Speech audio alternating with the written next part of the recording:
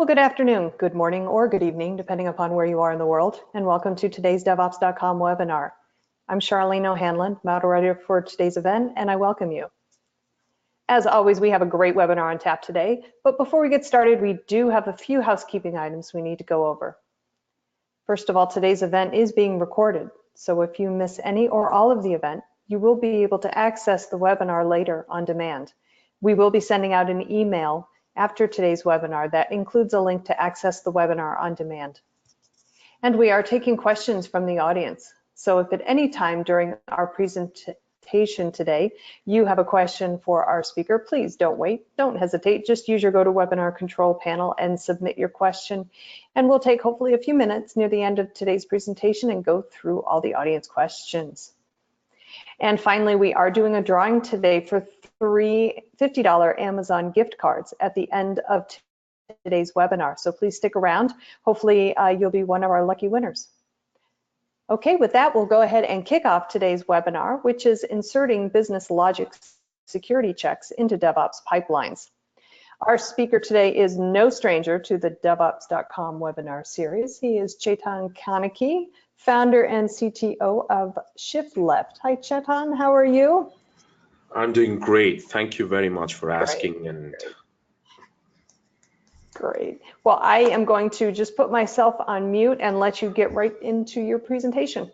Thank you very much. And Good morning, good evening, good afternoon to all the attendees. Thank you very much for taking time to attend this webinar. The topic of discussion today is inserting business logic security checks into DevOps pipeline. My name is Chetan Kaneki.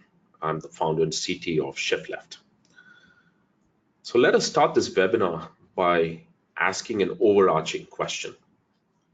Do criminals on your website behave differently from typical customers? When I say website, I actually mean web application. And in that web application, there are essentially 3 security properties that should be preserved: input validity, state integrity, and logic correctness. The failure of web applications in meeting any one of these 3 properties is the root cause of vulnerabilities, albeit either direct vulnerabilities or business logic flaws that lead to successful exploitation. While a significant amount of research, solution, and attention has been given to code-based and syntax-based attacks on web applications, such as SQL injection and cross-site scripting, deserialization, etc., there exists another class of attacks not easy to categorize or classify and can be seen more of an art. These attacks has been referred to as business logic attacks. And in the course of the next few minutes, we will be emphasizing and speaking of business logic attacks, both from a definition perspective and also use cases to guide our thinking. But before we start, let's go ahead and actually define what a business logic attack is, or what does it mean. So from a definition standpoint, as quoted by Fonneman Institute, business logic abuse results when criminal uses the legitimate pages of website to perpetrate cyber attacks, hacks, or fraud. Let us attempt to deconstruct this definition. As great number of business processes move into web-based technologies, web applications have become the primary system for effective business process over the internet. Business logic abuse is the ability of these web applications to manage important functions like user interaction, application security, and state performance, which essentially gets compromised. As business processes are specific to a particular organization, such attacks are also peculiar to that specific targets. Business logic attacks are becoming more serious issue of late as they're deeply tied into the company's business processes, meaning it is very specific to the business domain that you're operating in. To combat such attacks, and understanding into the complexity of the logic flaws and the methods of attacking these vulnerabilities, need to be investigated. So let us understand how our existing protection measures are attempting to address this particular new set of attack patterns called as business logic flaws. Of course, we use code analysis or code scanners in our early stage of our DevOps pipeline. We deploy web application firewall and intrusion detection systems at the edges or endpoints to protect from threats. But let us quickly examine each one of these from its functional standpoint, starting with security scanners. They are squarely focused on pattern-based vulnerability discovery influenced by untrusted input. This means that when you are analyzing an open redirect type of vulnerability, you're always looking for a 3xxx HTTP error code. Or perhaps when you're dealing with SQL injection, you're looking for a certain set of pattern that would lead for that exploit to manifest. But when we're talking about application logic vulnerabilities, there are no patterns, period. Now let us shift our attention to web application firewalls. While I don't doubt that WAFs or web application firewalls can help stop some type of business logic attacks, I hesitate to accept that it's a good return on investment once you cross a certain level of effort. Not only do you have to heavily customize the WAF for each application it's protecting, you also have to potentially reconfigure the WAF anytime those applications are changed. It becomes yet another piece of software that has to be continuously developed, reconfigured in parallel with your applications. And if you do not have an autonomous system and have a human configuring these policies, it is inherent burden that leads to drift, which means that at some point your WAF always falls behind. Lastly, intrusion detection systems completely lacks context of the application and cannot effectively differentiate between a legitimate user or a business logic abuser. To draw a line of sand, we need to understand what is and is not a business logic flaw. So let's use a few of these salient points to guide our thinking. To illustrate what a business logical flaw is not, it is not a code-based flaw. It is rather a logic-based flaw specific to your business line. It is not malicious behavior of your application. It is the legitimate business workflow used in a malicious way. It is not about what code is written. It is about how code workflow is defined and written. And lastly, it is not about what an application does with the input. It is about how an input triggers a sequence of actions pertaining to a prescribed workflow that you have defined to cater to your business.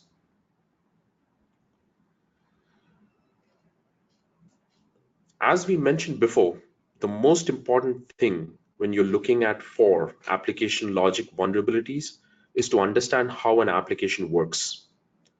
To do so, it is essential to know the application workflow in itself, like we illustrated earlier. Most of the application's functionality could be discovered just by navigating through the application. For this reason, attackers commonly use a technique called as spidering to navigate and conduct their first process, which is called as discovery.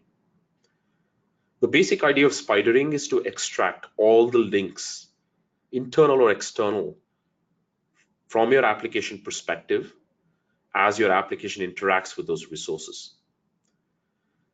And through this discovery process, the spider would discover entry points, exit points, hidden resources, redirects that are happening in scope of that discovery. Specifically for the application logic bugs, it is necessary to put effort into following special zones where there is more interaction. Now let us double click into these zones, or what we effectively call as points of interest. As we write web applications, they're comprised of web forms, which are essentially serving different functions. Functions like user registration, password recovery, and as we are interacting within the scope of the session, we declare tokens, hashes, and share information in scope of session. Starting with forms, it is not where the approach to inject something into the fields, but in order to understand what is happening with the data is entered, how it is processed and stored that matters. And specifically speaking of user registration, one of the important sections is to look for whatever is related with user management. Trying to understand how the application registers the user, how it determines the profile, and whether it has established authorization levels pertaining to that user role. For example, if the application identifies a user by groups, or if it identifies a particular user based on an external service, such a single sign-on validation happens as the application communicates with that outbound resource, like your LDAP server. So all that information is essentially trickled upstream for this malicious entity to understand how your application is communicating with these resources. Speaking of password recovery, it's one of those flows that is most valuable from an attacker perspective, because often they induce or trigger a password recovery or reset, and thereafter understand how your application is dispatching an email to communicate with the user. Now, this email could be served with a template that your engineers have defined with placeholders. Now, these placeholders could be injection points for the attackers, where they could effectively induce a command injection and extract more data than necessary. So after mapping out and discovering the application workflow, the next affirmative step is to intercept these flows to identify if certain inputs can cause circumvention of flows to abuse logic. Let us start with user input based or pertaining to requests, where on a form there's several fields, and typically when these fields are filled as they're being interacted by either your consumers or malicious entities, a request is formed, and eventually that request is submitted to your web server. Now, these requests take shape in different schemes, either as GET requests or POST requests.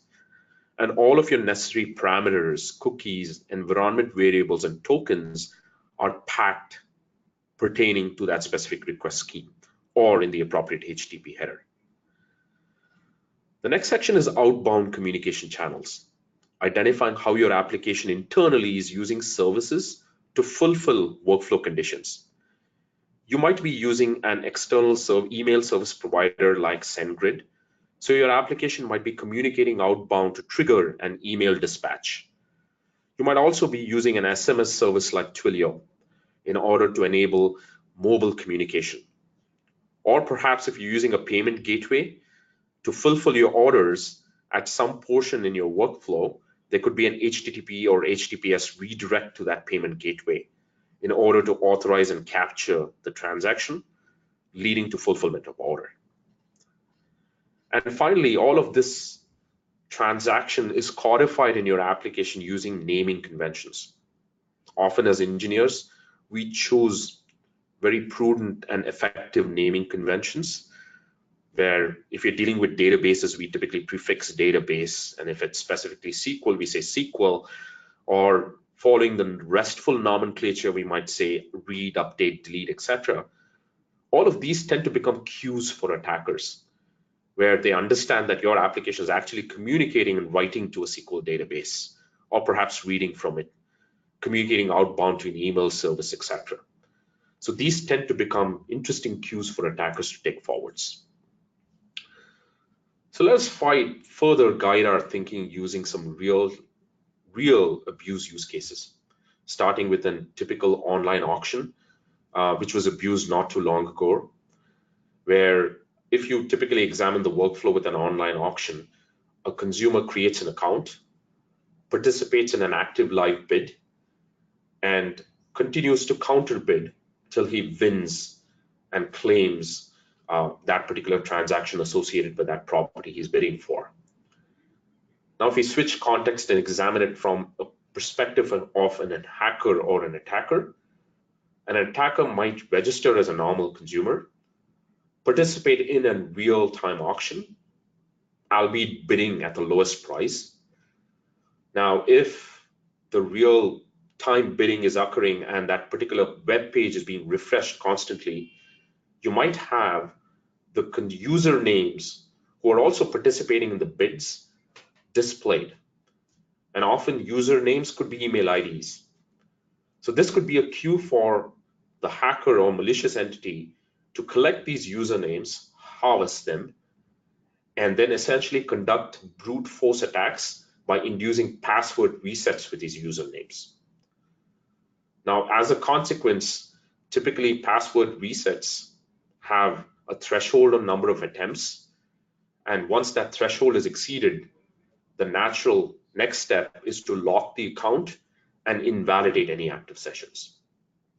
So this was a real case where a hacker identified this flaw, induced a brute force password reset on all the other participants on the real-time bid, leading for all their accounts to be locked, their sessions invalidated, and him winning the bid at the lowest price.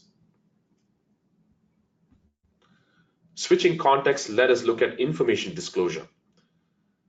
With any subsystem, albeit a health record-based system, or perhaps an e-commerce system or a banking system, we effectively receive acknowledgements of our claims, orders, and transactions.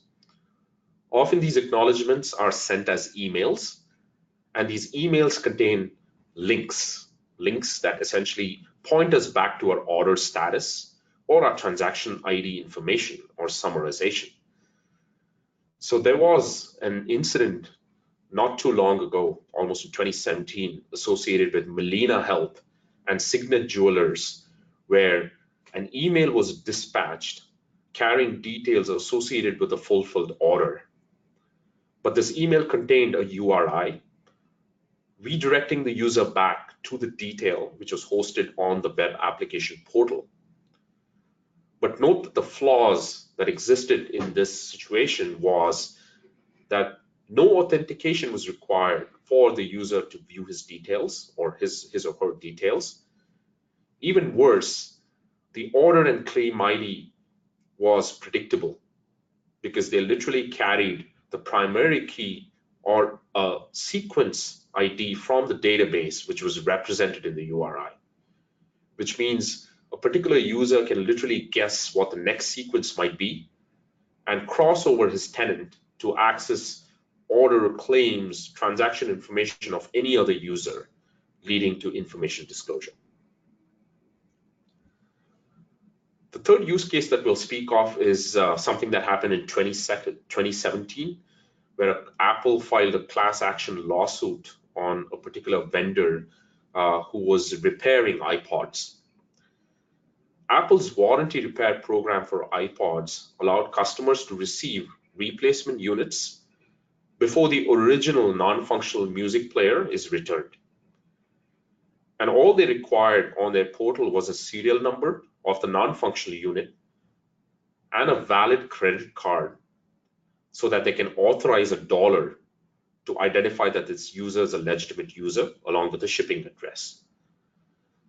So this repairman in question figured out how to guess iPod serial numbers based on a formatting algorithm used. Essentially, it was the color of the iPod shuffle, a certain prefixed serial number, the particular manufacturer ID, etc. Given that he guessed it, he effectively managed to predict the next series of sequences and then went about purchasing stored value Visa gift cards in order to satisfy Apple's $1 pre-authorization requirement. As a consequence, Apple essentially shipped 9,000 iPod shuffles to this individual who essentially sold each one of them for $45 in the secondary market. Fortunately, this perpetrator was identified, caught, and a class action lawsuit was also resolved.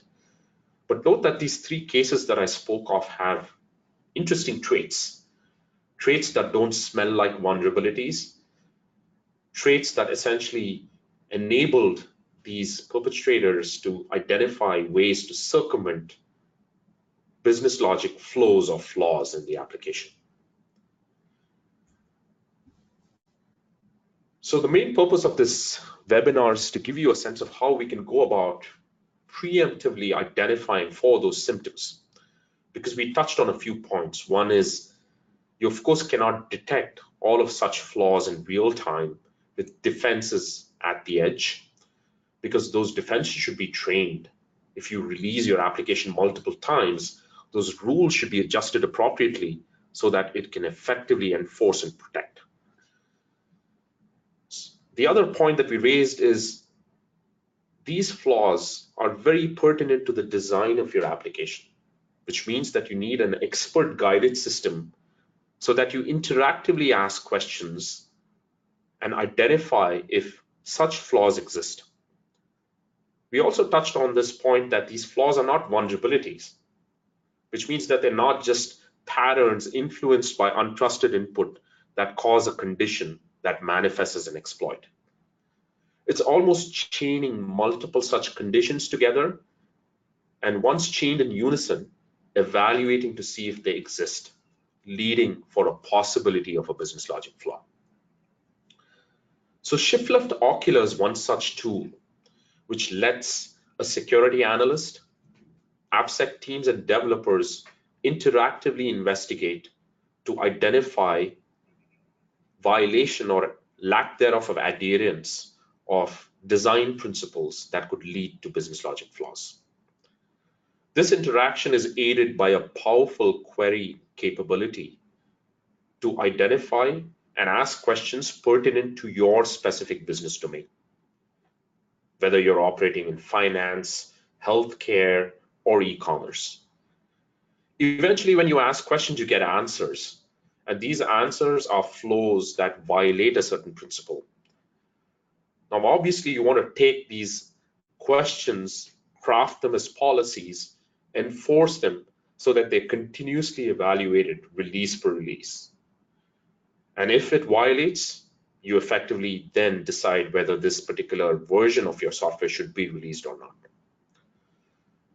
Obviously, the other question that you also would ask is you'd like for such a system to integrate with third-party systems like Jira, GitHub, where predominantly engineers, developers, AppSec teams spend most of the time in. So Ocular provides the facility to integrate into these systems within the scope of your interaction and investigation, or when you run it in autonomous mode as well. Without further ado, I'd like to buckle up and let us navigate and understand how we can suss out these details using some simple use cases with Ocular. And note that you can even go into advanced use cases as well, but for sake of this webinar, I will illustrate a few simple use cases. To guide our next few use case using Ocular, I'm going to use a project that is open source. It's essentially available at this moniker, which is github.com/connecyc.tarpit. This project is fraught with vulnerabilities and business logic flaws and is available for anyone to navigate with once you get started with the trial of Ocular. What I will do quickly is shift into my console to guide the next few steps.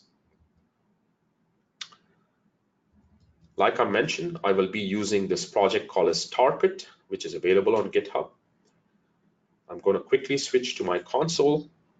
The first step that I've done is clone this project and essentially build to create an artifact.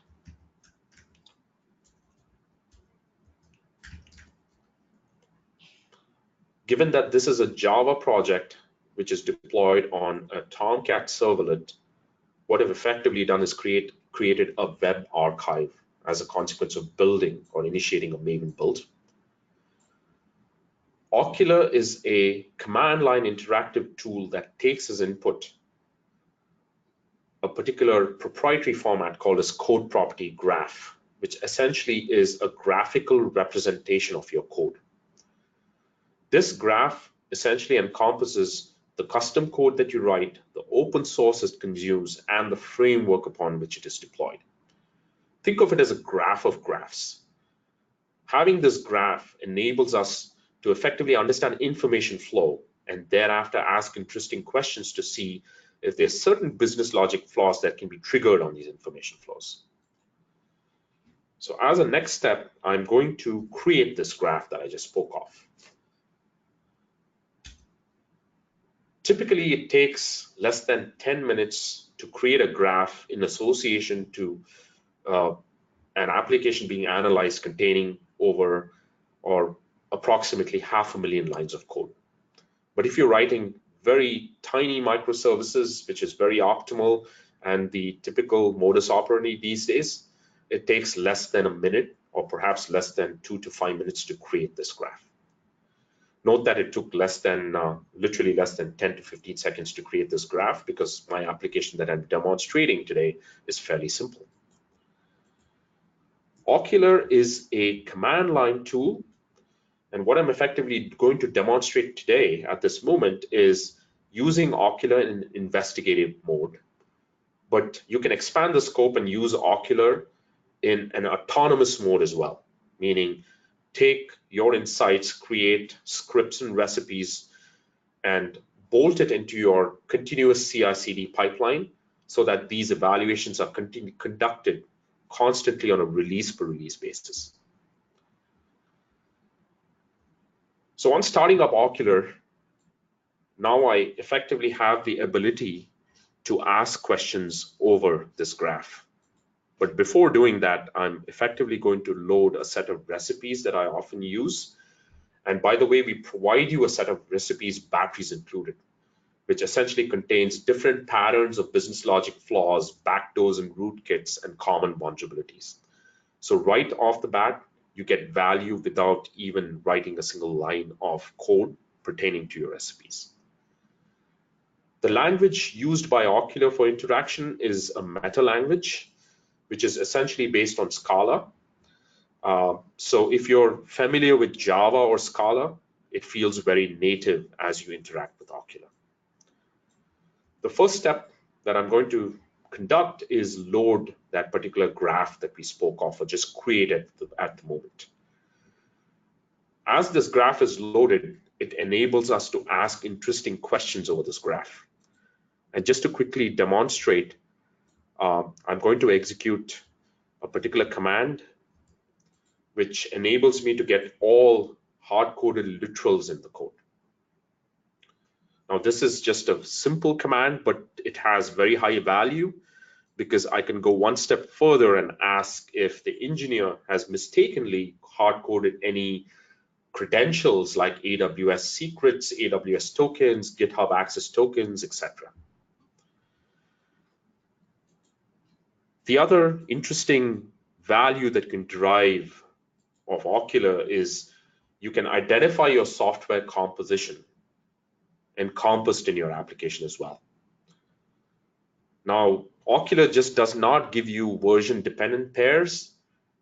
It can also go one step further in letting you know whether you're using any vulnerable open source library in an unsafe way. So this greatly helps in prioritizing what needs to be addressed from an open source software composition analysis standpoint.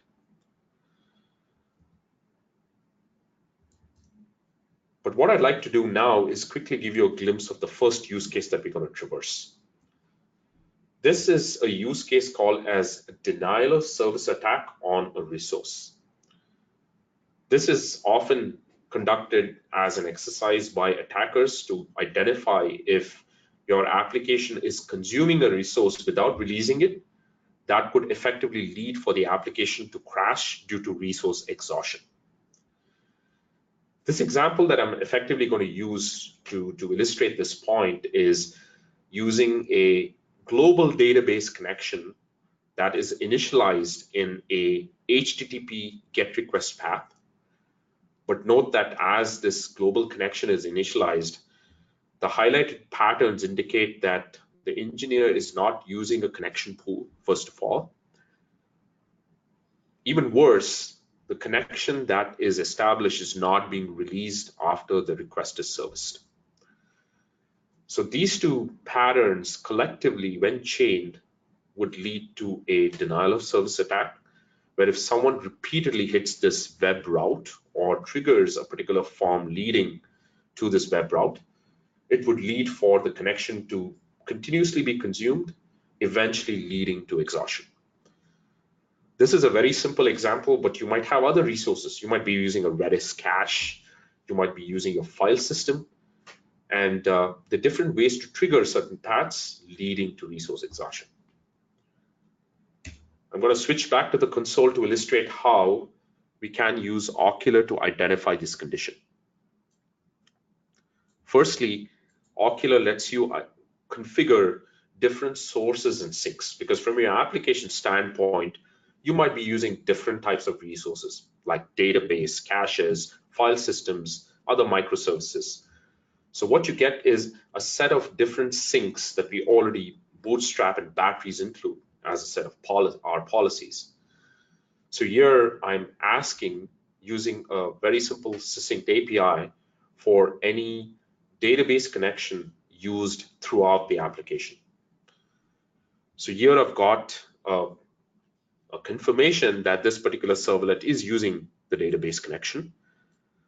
The next question that I can ask is whether, if the connection is initialized, is it being closed? Because there is typically an API available by any database driver that you used, like java.sql.connection or Hibernate or Ibatis or JPO or JDO.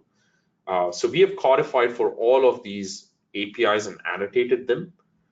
So when you ask a simple question like this, we effectively look up your application, identify what type of database driver you're using, and thereafter go further to check whether you're closing that database driver appropriately at system exit or at the exit of the particular function in your application.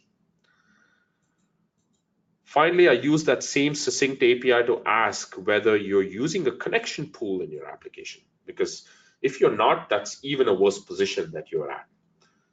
So again, all of that is batteries included and codified. So if you effectively just ask a simple question, you get a true or false.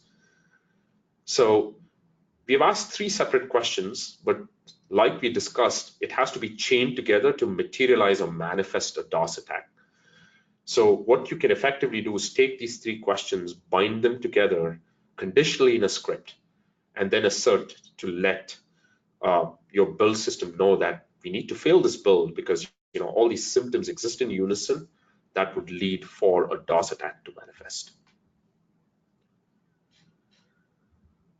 Now let's switch context to another type of use case, which is enforcement checks. We spoke in one of our use cases that I illustrated, particularly pointing to Molina Health and Signet Jewelers and Citibank in 1999. An email was dispatched with the order status. The order status was supported by a route called as order status in the web application.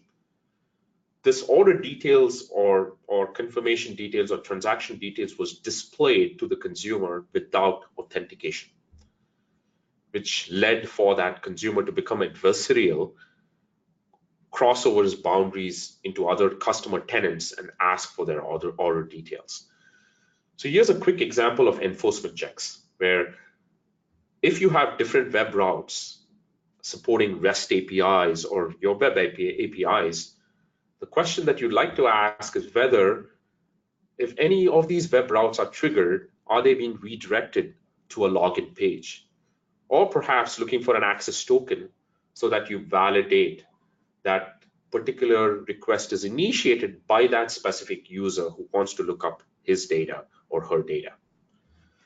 So here's a quick example of a very simple web route, which is get order status.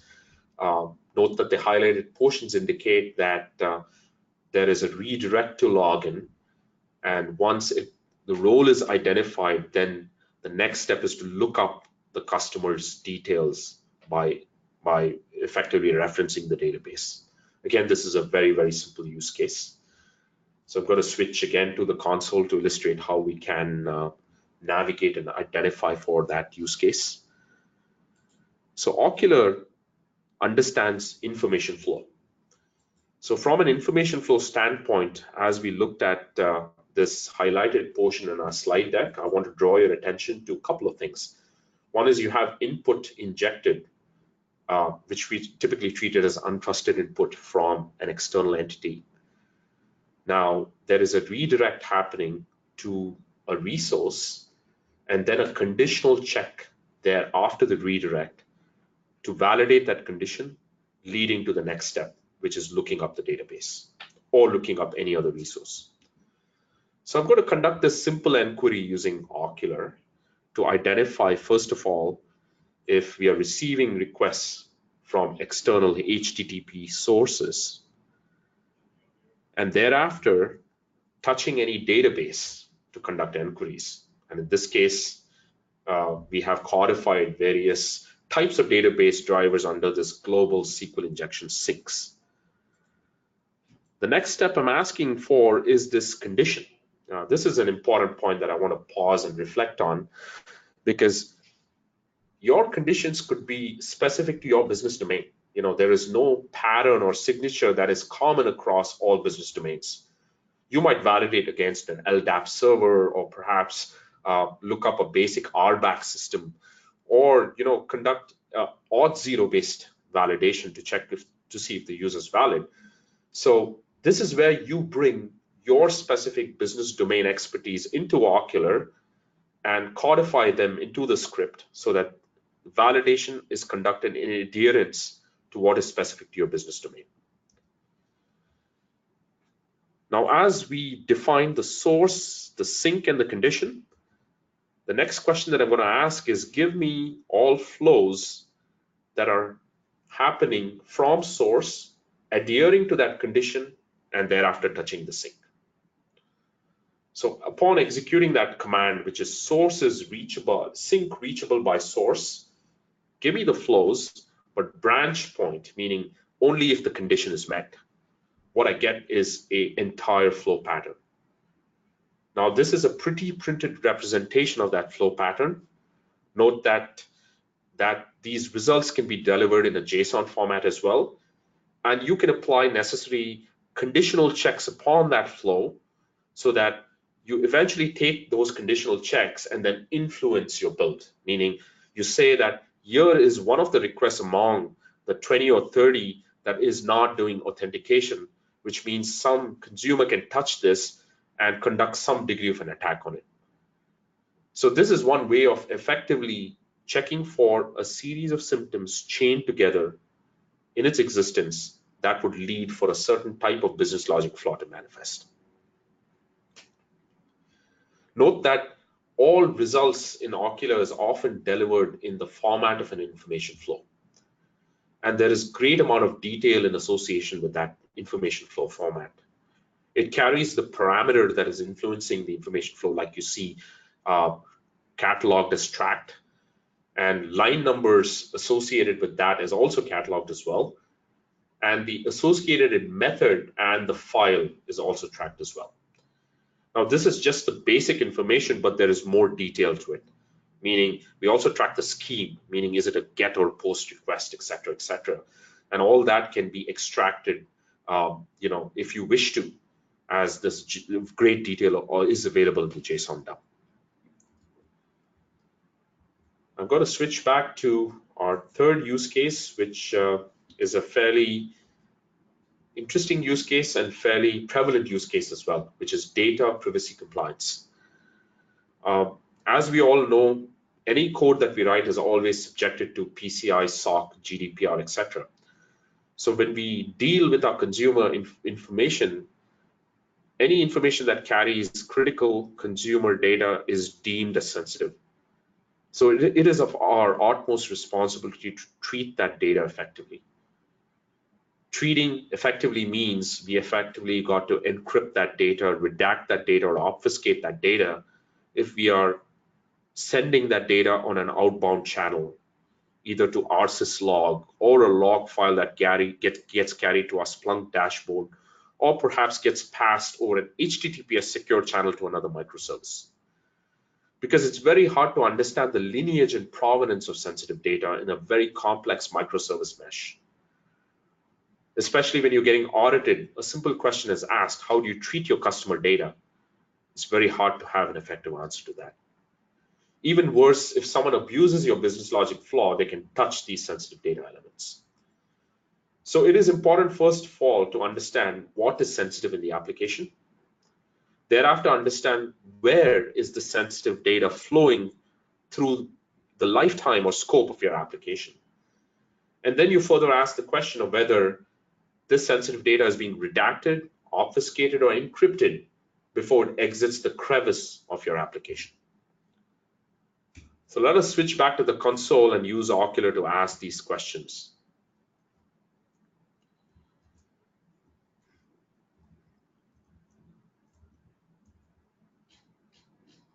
The first question that I'm going to ask is, give me all sensitive user-defined types in the application. Now, this is a very core value proposition of Ocular, which is unique, and no other solution can deliver this. Given that we have the code property graph, which is the graphical representation of your code at our dispense, we also have information flow at our dispense. We effectively built a natural language processing layer over these two subsystems that identifies how variables are named in your source code.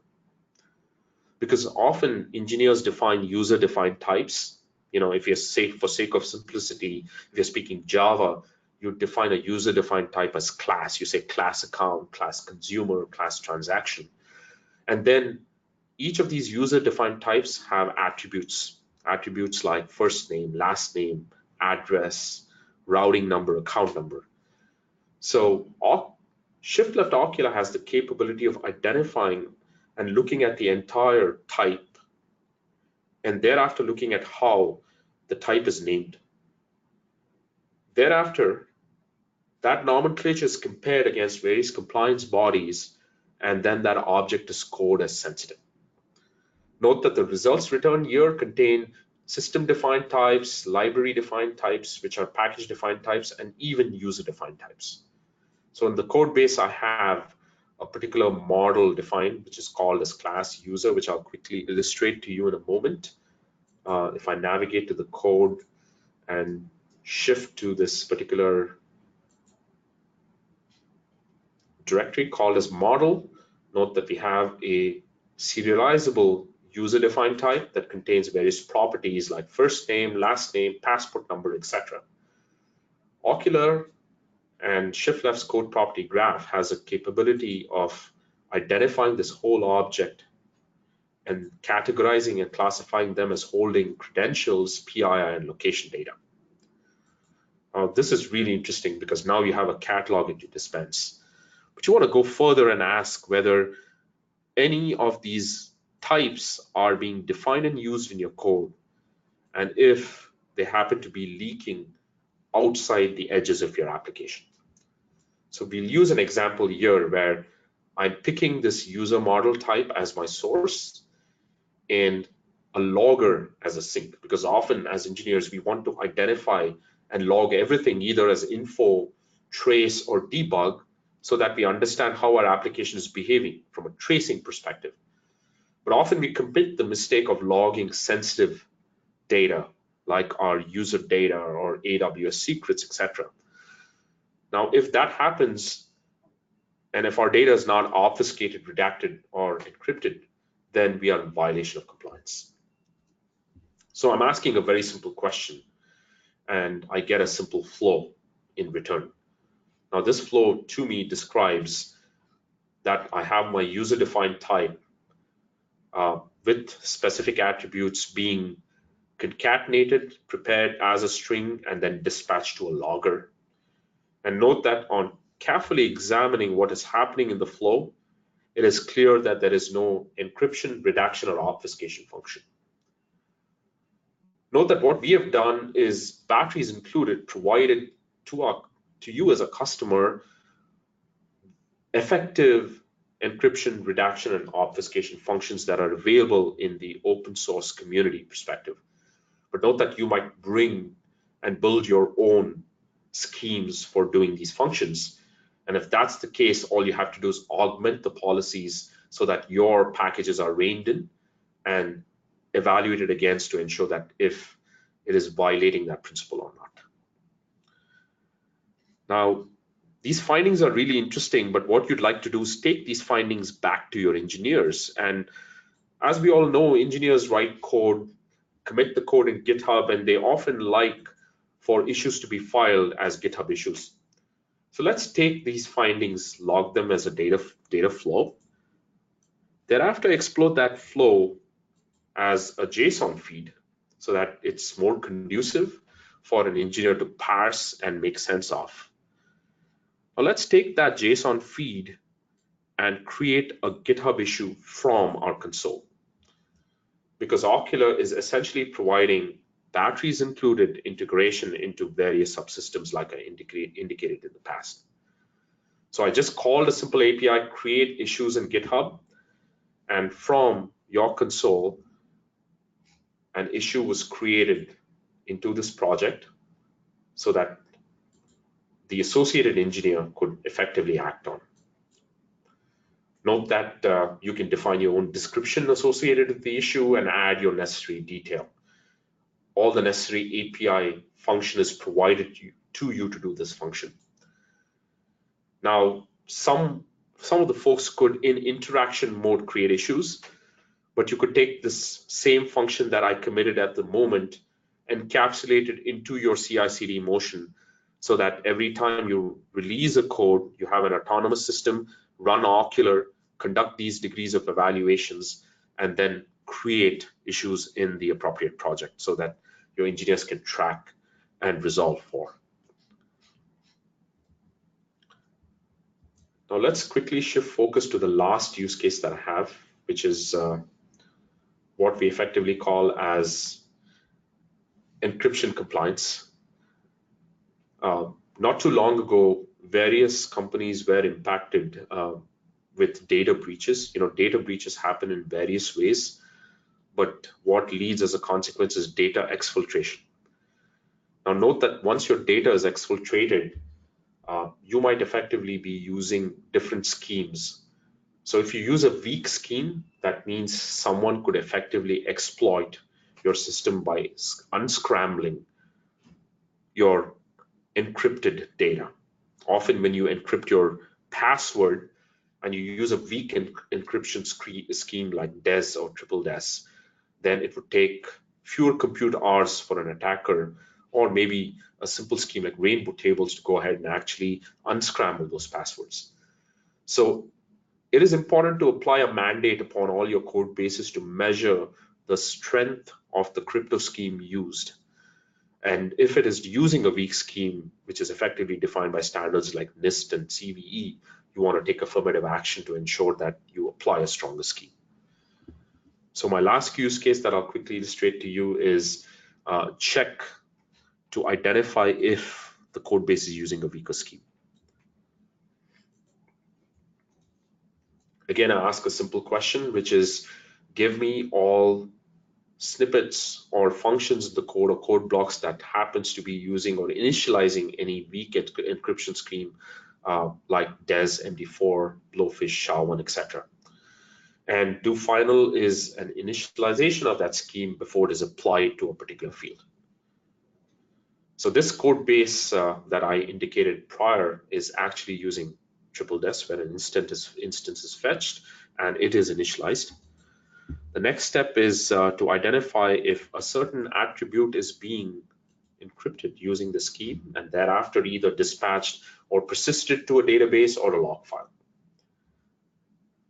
Now note in this case, I have a use case or a condition in the code where I have a credit card number being encrypted using DES, and thereafter it is appended to a string and logged on the logging channel. So note that I got this flow, and as I mentioned earlier, you can take that flow and encapsulate it into any format of your choice and send it to influence any build pipeline step that you have as well. Note that I've illustrated very simple use cases, but there are various complex use cases and recipes that we have created to identify common business logic mistakes of flaws, most probably symptoms that lead to flaws, and backdoors and rootkits that might be planted or existential in your code that could lead to different classes of attacks and patterns. So lastly, I would encourage the audience to try Ocular on your code. We provide a 14-day full-featured Ocular free trial. It can be downloaded at go.shiftleft.io, Ocular free trial. Currently, the trial supports Java. And at the request, we can provide full-featured, but the current trial version includes certain additional features, or we have essentially subjected few features only. If you're interested in an Ocular proof of concept, please contact sales@shiftleft.io.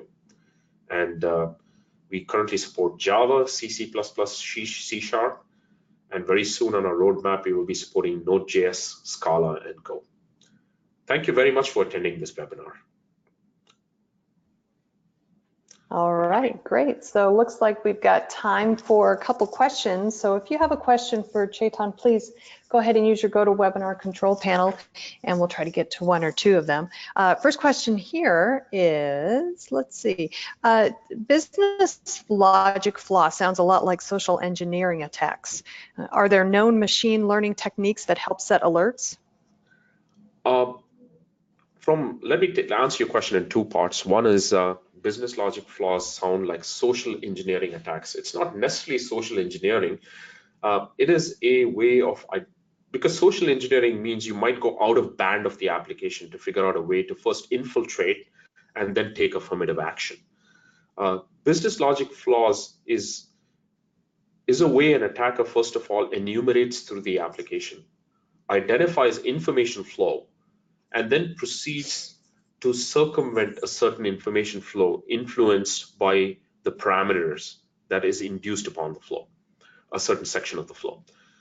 So it is not necessarily social engineering, but it's a way of deconstructing your business workflow and circumventing it to abuse it. Now, your question is, are they known machine learning techniques that help set alerts? Of course they are, especially if you're doing threat modeling at the edge. First of all, you have to signature all the flows. You have to map it to a particular business domain, and thereafter understand divergence. But note that machine learning means you have to build a sound statistical model. And once the model is built, then you're evaluating against the model. But this particular thesis is invalidated because we release application multiple times a day, which means that your model is reconfigured. And if a model is reconfigured so quickly, it's hard for a model to settle in and essentially provide you true positives, which is why it is important to first of all understand symptoms in your code that would lead for a business logic flaw to manifest. Okay, all right, great. Let's see, our next question. We have custom sanitation steps on many of our routes with critical data. Will this tool be able to understand them so as not to create false positives? Absolutely. What we provide to you is batteries included set of policies. What we have learned examining various business logic flaws that have happened over the past 2 decades. There is, of course, a common trait. So we have taken those common traits, built policies, so you get value right out of the box. But of course, you have your own authentication schemes, your validation schemes.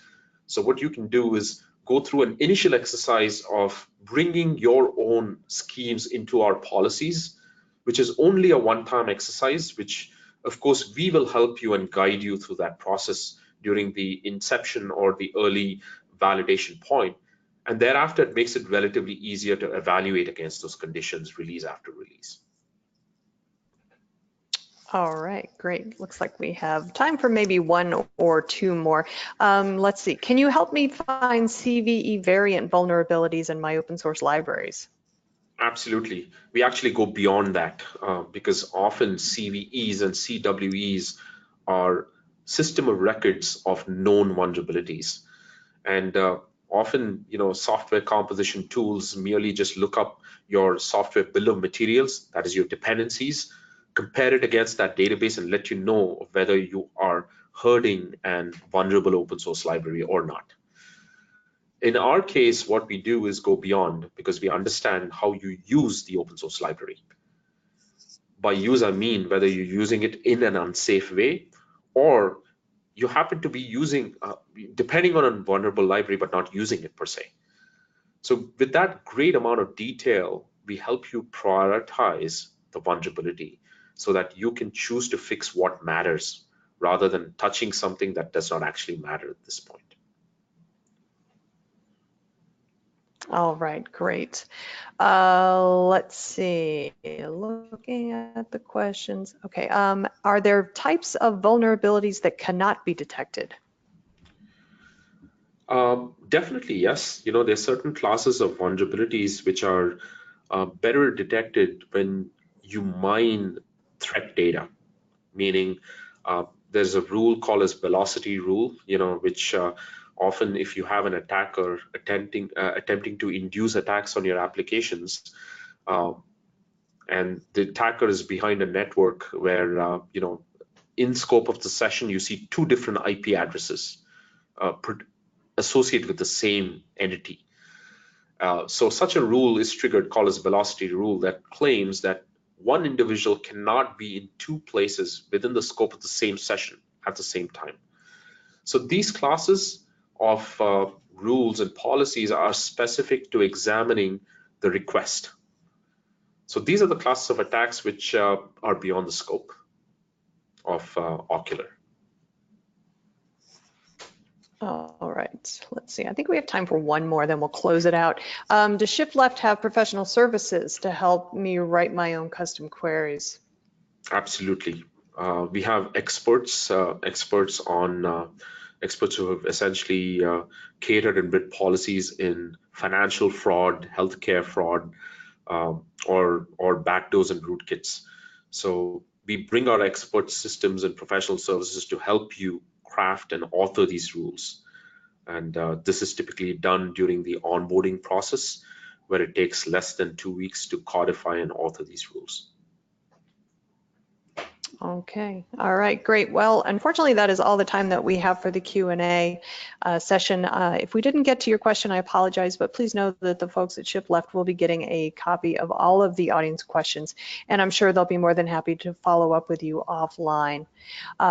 Before we close today's webinar, though, I do want to do that drawing for the three $50 Amazon gift cards. So without further ado, let's do that drawing. Looks like our first winner is Catherine Spence. Congratulations, Catherine. Next winner is Javier Yijas. Congratulations, Javier, and I apologize if I mispronounced your last name. And our last winner is, oh goodness, okay, Juz Naiwoot. And again, I apologize if I mispronounce your last name, but congratulations, Juz, and congratulations to everybody who did win the gift cards this time around. Okay, before we get things closed out, I do want to remind the audience that today's event has been recorded. So if you missed any or all of today's event, please know you will be able to access it on the back end. We're going to be sending out an email that includes a link to access the webinar on demand. And the webinar is also going to be living on the DevOps.com website, so you can always check it out there. Just go to the webinar section of the website, click on demand, and it should be right there waiting for you. And while you're there, please do check out the other webinars that we have coming up and on demand. Hopefully there'll be one or two that pique your interest. Chetan, thank you very much for giving such a great presentation today. I love doing those. I love seeing those demos. They're pretty awesome. So thank you. Thank you very much. Thank you very much. Equally enjoyed presenting. Yeah. Thank you. Great, great, great. And I do want to thank the audience for joining me today. This is Charlene O'Hanlon, and I'm signing off. Have a great day, everybody.